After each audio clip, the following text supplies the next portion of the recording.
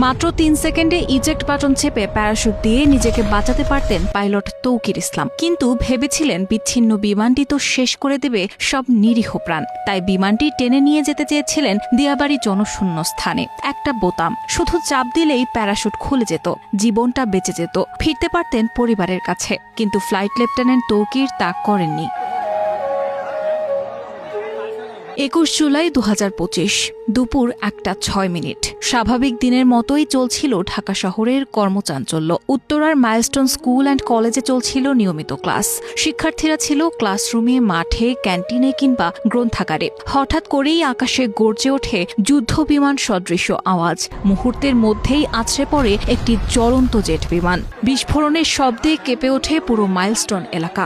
আগুনে মুহূর্তেই পুড়ে ছাই হয়ে যায় স্কুলের একটি ভবন। হতাহত হন শিক্ষক, শিক্ষার্থী সহ বহু মানুষ।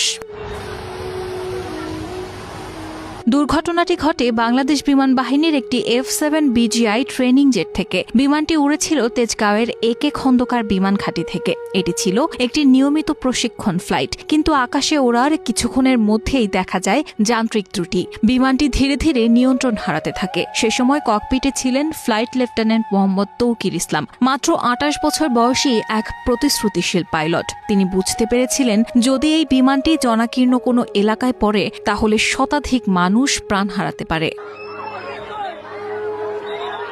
এমন অবস্থায় একটি গুরুত্বপূর্ণ সিদ্ধান্ত নিতে হয় তৌকির ইসলামকে। নিজের প্রাণ বাঁচাবেন নাকি শহরের অসংখ্য মানুষের প্রাণ রক্ষার চেষ্টা করবেন? পাইলট হিসেবে তিনি দায়িত্বর জায়গায় দাঁড়িয়ে দ্বিতীয়টি বেছে নেন। দুর্ভাগ্যবশত সময় শেষ হয়ে যায় তার হাতে। বিমানটি অপ্রতিরোধ্য গতিতে গিয়ে পড়ে উত্তরার মাইলস্টোন স্কুল অ্যান্ড কলেজের মূল ক্যাম্পাসে। মুহূর্তেই বিকট বিস্ফোরণ হয় এবং স্কুলের একটি ভবনে ছড়িয়ে পড়ে আগুন।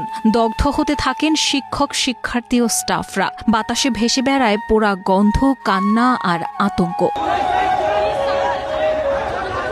দুর্ঘটনার সময় স্কুল চলছিল পুরোদমে। ক্যান্টিন, ক্লাসরুম ও গ্রাউন্ডে ছিল শত শত শিক্ষার্থী। প্রাথমিক রিপোর্টে বলা হয় কমপক্ষে ২৭ জন নিহত হয়েছেন, যার মধ্যে তৌকির ইসলামও আছেন। পরে সংখ্যাটি আরও বাড়তে থাকে। আহত হয়েছেন আরও ১৭০ জনের বেশি। অনেকে এখনও দগ্ধ হয়ে ঢাকার শেখ হাসিনা বার্ন ইনস্টিটিউটে মৃত্যুর সঙ্গে লড়ছেন। চিকিৎসকরা জানিয়েছেন অন্তত ২০ জনের অবস্থা আশঙ্কাজনক। মৃতদেহগুলোর অনেকগুলো এতটাই পুড়ে গেছে যে শনাক্ত করতে DNA টেস্টের প্রয়োজন পড়ছে।